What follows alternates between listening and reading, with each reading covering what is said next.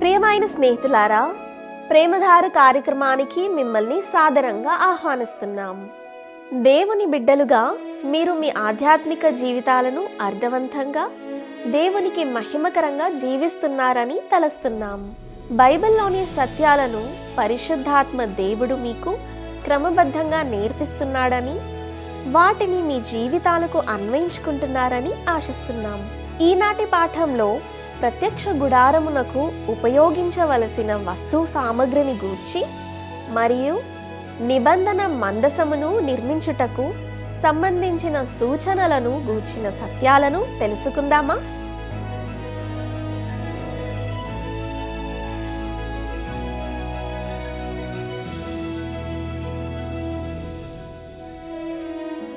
ప్రియులారా, నేటి మన ఈ పాఠంలో మనము నిర్గమకాండము 25వ అధ్యాయము 1 నుండి 22వ వచనం వరకు ధ్యానించుకోబోతున్నాం. నిర్గమకాండము 25 నుండి 30 అధ్యాయాల్లో గమనించినట్లయితే దేవుడు ఇశ్రాయేలు ప్రజలకు ప్రత్యక్షపు గుడారం యొక్క నమూనాను మరియు ప్రధాన యాజకుని వస్త్రాల విధానాన్ని తెలియజేస్తాడు. ఆ తర్వాత ప్రత్యక్షపు గుడారం యొక్క నిర్మాణము మరియు స్థాపన, అలాగే అది యెహోవా మహిమతో నిండిపోవడం వంటి విషయాలను చూస్తాం. ప్రత్యక్షపు గుడారము ఇశ్రాయేలు ప్రజల జీవితానికి కేంద్ర బిందువుగా ఉండేది.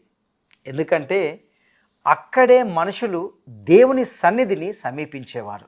ఇక ప్రత్యక్షపు గుడారం కొరకు ఉపయోగించవలసిన వస్తువులను గురించిన వివరాలను తెలుసుకుందాం. నిర్గమకాండము 25వ అధ్యాయము 1-2 వచనాలను గమనిద్దాం. యెహోవా మోషేకు ఈలాగు సెలవిచ్చెను, నాకు ప్రతిష్టార్పణ తీసుకొని రండని ఇశ్రాయేలీయులతో చెప్పుము. మనఃపూర్వకముగా అర్పించు ప్రతి మనుషుని యొద్ద దాన్ని తీసుకొనవలెను. ఇశ్రాయేలీయులు బానిసత్వం నుండి విముక్తి పొంది కేవలము కొన్ని నెలలే అయ్యింది.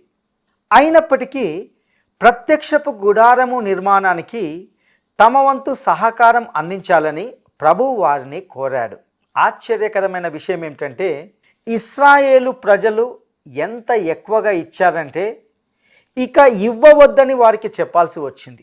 తమ వంతు సహకారం అందించాలని ప్రభువు వారిని కోరాడు. ప్రియమిత్రులారా, ఇలాంటి సంఘటనలు చాలా అరుదుగా జరుగుతాయి. నేడు సంఘానికి కానుకలు ఇవ్వకుండా ప్రజలను ఆపాల్సిన పరిస్థితి ఎప్పుడు వచ్చినట్లుగా నేను చూడలేదు. కానీ మోషేకు ఆ పరిస్థితి వచ్చింది. ఇక వారు తీసుకురావాల్సిన వస్తువులు ఏమిటో గమనిద్దాం. నిర్గమకాండము 25వ అధ్యాయము 3 నుండి 7 వచనాలను గమనిద్దాం. మీరు వారి యొద్ద తీసుకొనవలసిన అర్పణలేవనగా బంగారు, వెండి, ఇత్తడి, నీల ధూమ్ర రక్తవర్ణములు, సన్నపు నార, మేక వెంట్రుకలు, ఎరుపు రంగు వేసిన పొటేళ్ల తోళ్ళు, సముద్ర వత్సల తోళ్ళు, తుమ్మకర్రలు, ప్రదీపమునకు తైలము, అభిషేక తైలమునకును పరిమళ ద్రవ్యముల ధూపమునకు సుగంధ సంభారములు, లేత పచ్చలు, ఏఫోదుకును పతకమునకును చెక్కు రత్నములు అనునవే. మనకు మొదట కలిగే ఆలోచన ఏమిటంటే ఇంతకి వారు ఈ వస్తువులను ఎక్కడి నుండి పొందారు? ప్రియులారా, గుర్తుంచుకోండి, ఇశ్రాయేలీలు అప్పుడే బానిసత్వం నుండి విముక్తి పొందారు. ఐగుప్తు దేశం నుండి బయటికి వస్తున్నప్పుడు వారు పొందిన ఆ 400 సంవత్సరాల కూలీలో ఇదొక భాగం. నిర్గమకాండము 12వ అధ్యాయము 36వ వచనం మనకి ఇలా గుర్తు చేస్తుంది. యెహోవా ప్రజల ఎడల ఐగుప్తీయులకు కటాక్షము కలగజేసెను గనుక వారు వారికి కావలసిన వాటిని ఇచ్చిరి, అట్లు వారు ఐగుప్తీయులను దోచుకొనిరి. ఇశ్రాయేలీయులు ఐగుప్తును విడిచిపెట్టినప్పుడు వారు అపారమైన సంపదను తమతో పాటు తీసుకొని వెళ్ళారు. కేవలము ఆ ప్రత్యక్షపు గుడారము నిర్మాణానికే కనీసము కొన్ని కోట్ల రూపాయల విలువైన సామాగ్రిని ఉపయోగించారని అంచనా.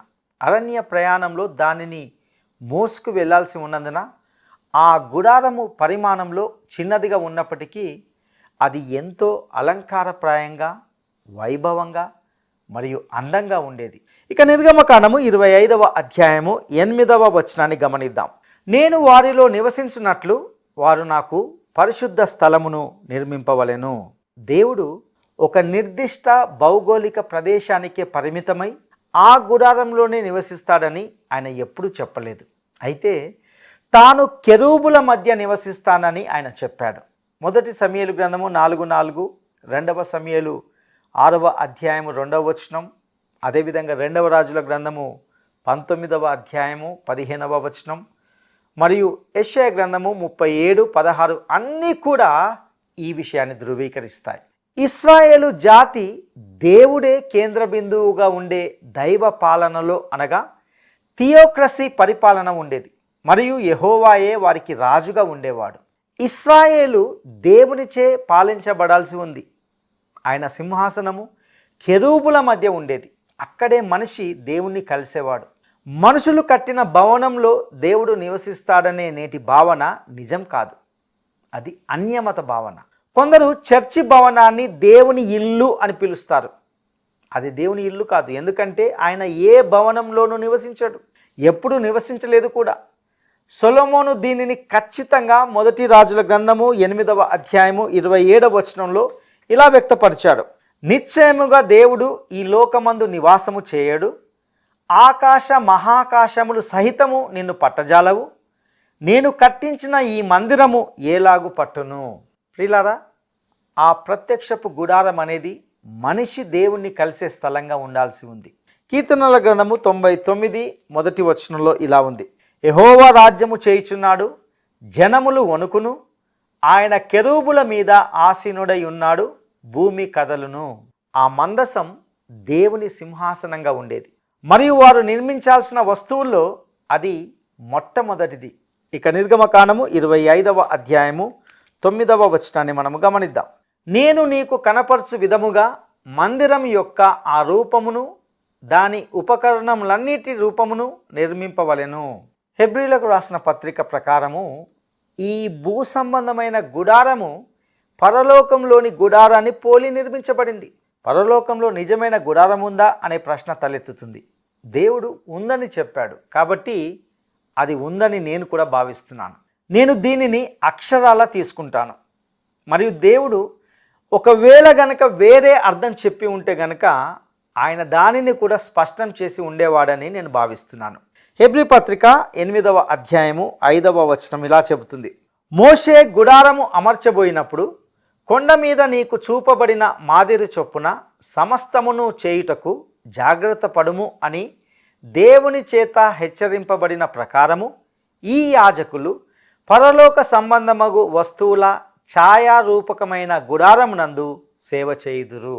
అదేవిధంగా హెబ్రీ పత్రిక 9వ అధ్యాయము 23, 24 వచనాల్లో ఇలా చెప్పబడింది. పరలోకమందున్న వాటిని పోలిన వస్తువులు ఇట్టి బలుల వలన శుద్ధి చేయబడవలసి ఉండెను గాని పరలోక సంబంధమైనవి వీటికంటే శ్రేష్టమైన బలుల వలన శుద్ధి చేయబడవలసి ఉండెను. అందువలన నిజమైన పరిశుద్ధ స్థలమును పోలి హస్తకృతమైన పరిశుద్ధ స్థలములలో క్రీస్తు ప్రవేశింపలేదు, కానీ ఇప్పుడు మన కొరకు దేవుని సముఖమందు కనబడుటకు పరలోకమందే ప్రవేశించెను. ఇక నిబంధన మందసంను నిర్మించుటకు ఇవ్వబడిన సూచనలను మనం గమనిద్దాం. బయటి ఆవరణ అనేది ప్రధాన గుడారం చుట్టూ ఉన్న ఒక మూసివేయబడిన ప్రదేశం. అది 100 మూరల పొడవు మరియు 50 మూరల వెడల్పు కలిగి ఉండేది. మూర అనేది మధ్య వేలి కొన నుండి మోచేతి వరకు ఉన్న ముంజేయి పొడవు ఆధారంగా లెక్కించే ఒక కొలమానం.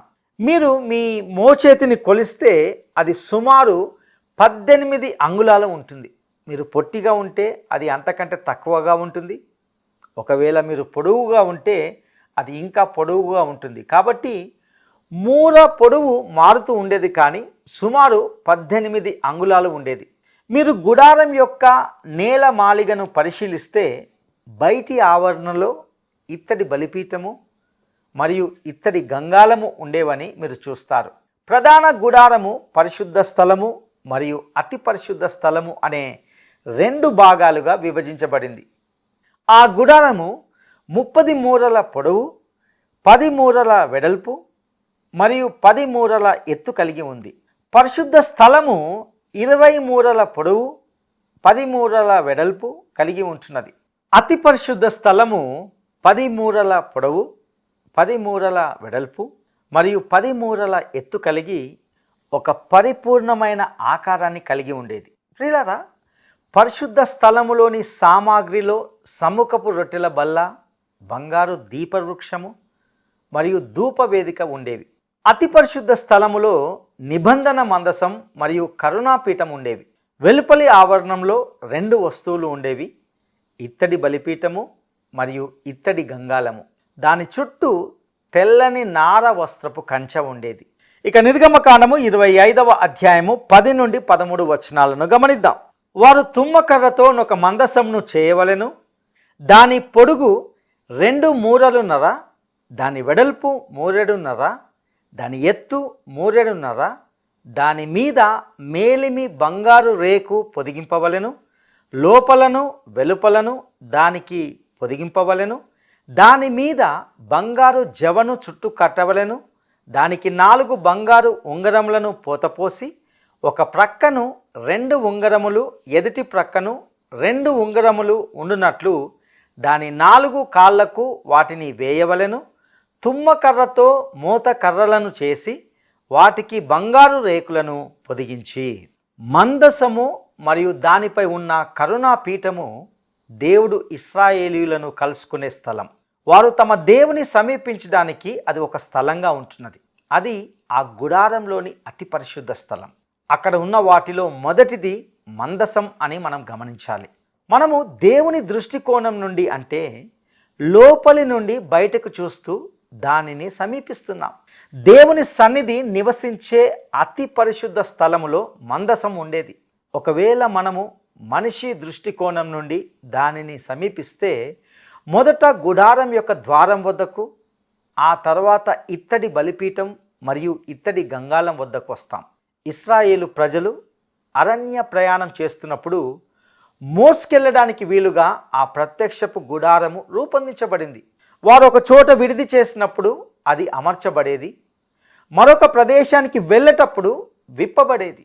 అరణ్య మార్గంలో సులభంగా మోసుకెళ్ళడానికి వీలుగా ఆ గుడారంలోని ప్రతి వస్తువుకు ఉంగరాలు మరియు మోసే కర్రలు అమర్చబడ్డాయి. మందసానికి పై భాగంగా ఉండే కరుణాపీఠం అనగా మర్సీ సీట్ ఒక ప్రత్యేకమైన వస్తువుగా పరిగణించబడేది. ఇక మనము నిర్గమకాండము 25వ అధ్యాయము 17 నుండి 19 వచనాలను గమనిద్దాం. మరియు నీవు మేలిమి బంగారుతో కరుణాపీఠమును చేయవలెను. దాని పొడుగు 2 మూరలున్నర, దాని వెడల్పు 3.5, మరియు 2 బంగారు కెరూబులను చేయవలెను. కరుణాపీఠం యొక్క 2 కొనలను నకిషీ పనిగా చేయవలెను. ఈ కొనను ఒక కెరూబును, ఆ కొనను ఒక కెరూబును చేయవలెను. కరుణాపీఠమున దాని 2 కొనల మీద కెరూబులను దానితో ఏకాండముగా చేయవలెను. ప్రియులారా, ఇప్పుడు దేవుడు ఏం చెబుతున్నాడో గమనించండి. నిర్గమకాండము 25వ అధ్యాయము 20వ వచనం. ఆ కెరూబులు పైకి విప్పిన రెక్కలు గలవై కరుణాపీఠమును తమ రెక్కలతో కప్పుచుండగా వాటి ముఖములు ఒండొంటికి ఎదురుగా నుండవలెను. ఆ కెరూబుల ముఖములు కరుణాపీఠం తట్టు నుండవలెను. నీవు ఆ కరుణాపీఠమును ఎత్తి ఆ మందసం మీద నుంచవలెను. ప్రియులారా, ఆ కెరూబులు కరుణాపీఠం వైపు కిందికి చూస్తూ ఉండేవి. నిర్గమకాండము 25వ అధ్యాయము 21, 22 వచనాలను గమనిద్దాం. నేను నీకిచ్చు శాసనములను ఆ మందసంలో నుంచవలెను. అక్కడ నేను నిన్ను కలుసుకొని కరుణాపీఠం మీద నుండి శాసనములు గల మందసం మీద నుండు 2 కెరూబుల మధ్య నుండి నేను ఇశ్రాయేలీయుల నిమిత్తము మీకు ఆజ్ఞాపించు సమస్తమును నీకు తెలియజెప్పెదను. ప్రియులారా, ఇక్కడ జాగ్రత్తగా గమనించాలి. ఈ మందసం అనేది లోపల బయట బంగారంతో కప్పబడిన ఒక పెట్టె. ఇది దాదాపుగా నశించని గుణం కలిగిన తుమ్మకర్రతో చేయబడింది. ఇది ప్రభు అయిన యేసు క్రీస్తు యొక్క దైవత్వానికి మరియు మానవత్వానికి ఒక పరిపూర్ణమైన సూచనగా ఉంటున్నది. యేసుక్రీస్తు దేవుడు మరియు మనుషుడు, అనగా గాడ్ మ్యాన్ అయి ఉన్నాడు. ఆయన దైవత్వము బంగారంతోనూ ఆయన మానవత్వము తుమ్మకర్రతో అనగా తుమ్మ చెక్కతో సూచించబడింది. ఆ మందసాన్ని కేవలము అది ఒక బంగారు పెట్టె అని కూడా పిలవలేము, ఎందుకంటే అది ఒక చెక్క పెట్టె కూడా. క్రీస్తు దైవ మానవుడని సూచించే సంకేతార్థాన్ని నిలబెట్టడానికి దానికి బంగారము మరియు కర్ర రెండు అవసరం. ఆ రెండింటి కలయిక లేదు. ఈ ద్వంద్వత్వాన్ని విస్మరించడం అంటే ఆయన వ్యక్తిత్వం గురించి ఒక వికృతమైన భావనను కలిగి ఉండడమే. దైవ మానవుడైన క్రీస్తు యొక్క హైపోస్టాటికల్ యూనియన్ అనగా యేసుక్రీస్తు ఒకే వ్యక్తిలో దైవిక స్వభావం మరియు మానవ స్వభావం సంపూర్ణంగా కలిసి ఉండడం అనేది అనంతమైన మర్మంతో నిండి వివరణకు అందని స్థితిలో ఉన్నటువంటి ఇలాంటి సిద్ధాంతం లేఖనాల్లో మరొకటి లేదు. అయినప్పటికీ దేవుడు మరియు మానవుడు ఒకే శరీరంలో ఐక్యమవ్వడాన్ని వర్ణించడానికి మందసం వలె సరళమైన చిహ్నం మరొకటి మనకు లేదు.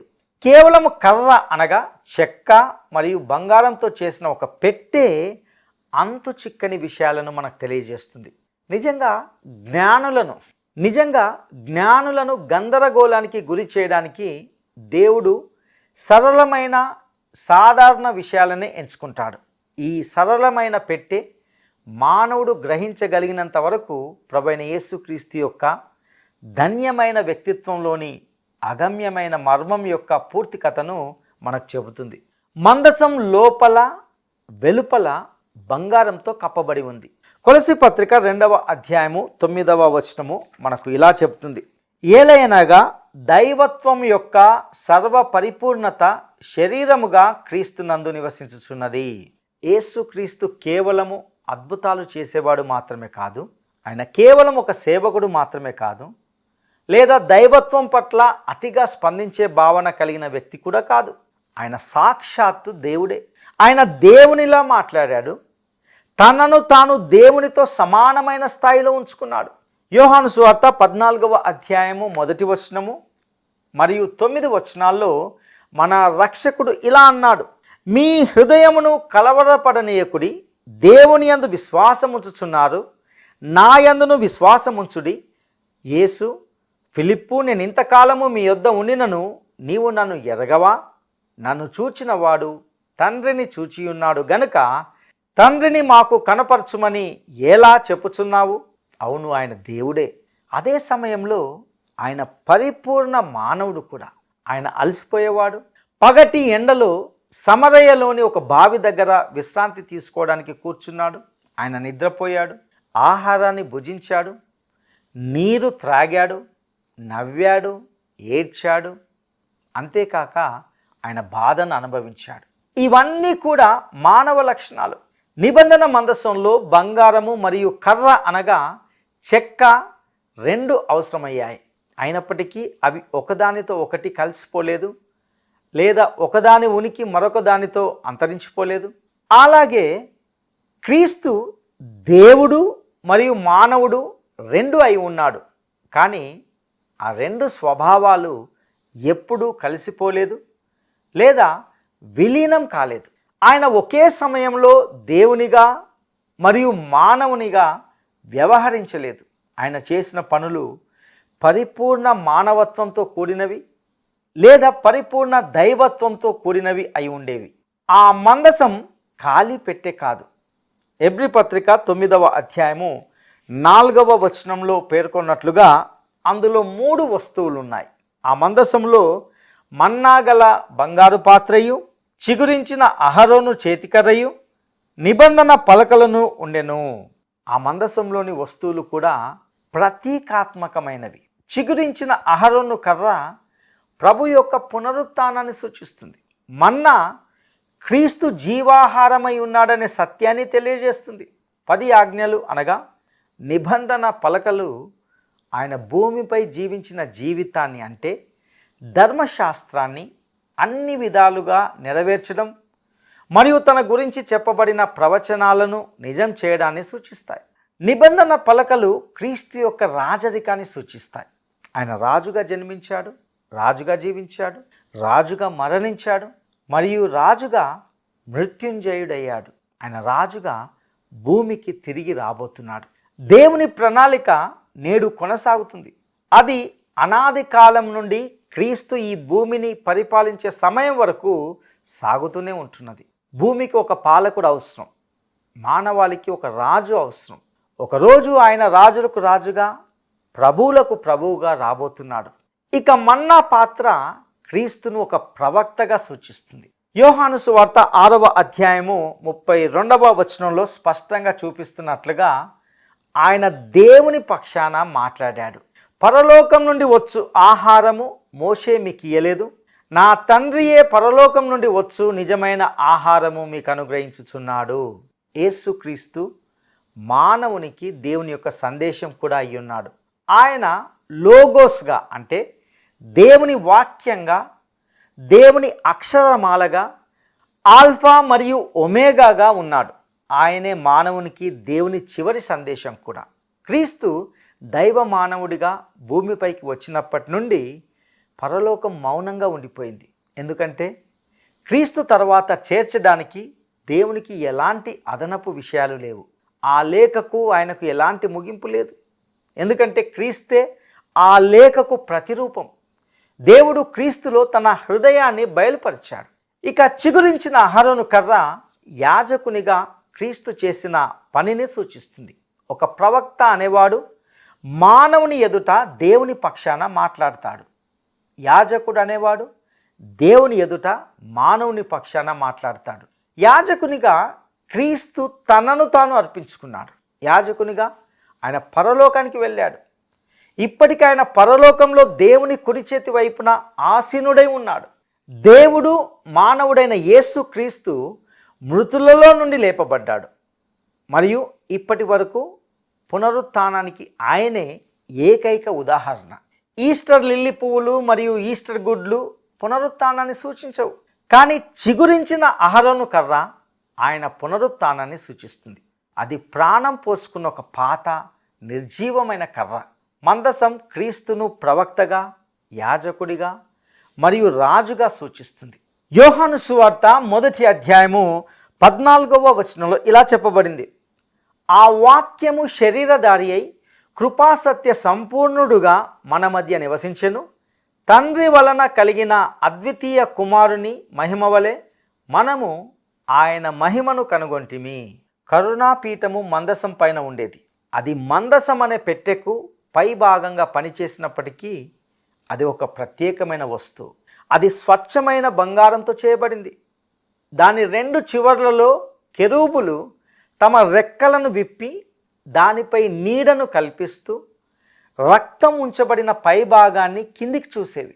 ఇక్కడే ప్రధాన యాజకుడు బలి యొక్క రక్తాన్ని ప్రోక్షించేవాడు. ఆ రక్తమే దానిని కృపాసనంగా మార్చింది. ఇది కూడా క్రీస్తు కార్యానికి ప్రతీకగా ఉంటున్నది. క్రీస్తు శిలువపై మరణించిన తర్వాత పరలోకంలో తన రక్తాన్ని అక్షరాల అర్పించాడు. ఒకానొక విమర్శకుడు the tabernacle God's portrait of Christ అనే పుస్తకంలో గ్రంథకర్త క్రీస్తు పరలోకంలో తన రక్తాన్ని అర్పించాడనే మాటను నమ్మకుండా, వాదనను నమ్మకుండా దాని విషయంలో జాగ్రత్తగా గమనించాలని ప్రజలను హెచ్చరించాడు. పైగా ఈ తలంపు మొరటుగా అర్ధరహితంగా ఉందని ఆ విమర్శకుడు భావించాడు. అయితే ప్రియులారా, ఇది మొరటుదని అర్ధరహితమని చెప్పడాన్ని నేను నమ్మను. ఎందుకంటే క్రీస్తు రక్తము మొరటుది, అర్ధరహితము కానే కాదు, అది అమూల్యమైనది. 1 పేతురు పత్రిక 1వ అధ్యాయము 18, 19 వచనాల్లో పేతురు భక్తుడు రక్షకుడైన యేసు క్రీస్తు యొక్క రక్తాన్ని అమూల్యమైనది అని చెప్పాడు. పితృపారంపర్యమైన మీ వ్యర్థ ప్రవర్తనను విడిచిపెట్టినట్లుగా వెండి బంగారంల వంటి క్షయ వస్తువుల చేత మీరు విమోచింపబడలేదు, కానీ అమూల్యమైన రక్తము చేత, అనగా నిర్దోషమును నిష్కలంకమునగు గొర్రెపిల్ల వంటి క్రీస్తు రక్తము చేత విమోచింపబడితిరని మీరెరుగుదురు కదా. క్రీస్తు రక్తము వెండి లేదా బంగారం కంటే అమూల్యమైనది, పరలోకంలో అత్యంత విలువైనది. అది ఆయన భూమిపై సర్వ మానవుల కోసము చిందించిన రక్తం. ఆయన పరలోకంలోకి ప్రవేశించినప్పుడు తన రక్తాన్ని అర్పించాడు. మరియు అదే ఈరోజు దేవుని సింహాసనాన్ని మనకు కరుణాపీఠంగా చేస్తుంది. మన గొప్ప ప్రధాన యాజకుడైన యేసుక్రీస్తు మన పాపాల కొరకు తన సొంత రక్తాన్ని అర్పించాడనే వాస్తవము ఆధారంగా ఈరోజు మనము దేవుని వద్దకు రావాలని ఆజ్ఞాపించబడ్డాం. హెబ్రీ పత్రిక 4వ అధ్యాయము 14 నుండి 16 వచనాలు మనకి ఈ విధంగా గుర్తు చేస్తున్నాయి. ఆకాశ మండలము గుండా వెళ్ళిన దేవుని కుమారుడైన యేసు అను గొప్ప ప్రధాన యాజకుడు మనకు ఉన్నాడు గనుక మనము ఒప్పుకొనిన దానిని గట్టిగా చేపట్టుదము. మన ప్రధాన యాజకుడు మన బలహీనతల యందు మనతో సహానుభవము లేనివాడు కాడు గాని సమస్త విషయములలోనూ మన వలెనే శోధింపబడినను ఆయన పాపము లేనివాడుగా ఉండెను గనుక మనము కనికరింపబడి సమయోచితమైన సహాయము కొరకు కృప పొందునట్లు ధైర్యముతో కృపాసనము నొద్దకు చేరుదము. ప్రియులారా, ఒక విషయాన్ని మనము జాగ్రత్తగా గుర్తుంచుకోవాలి.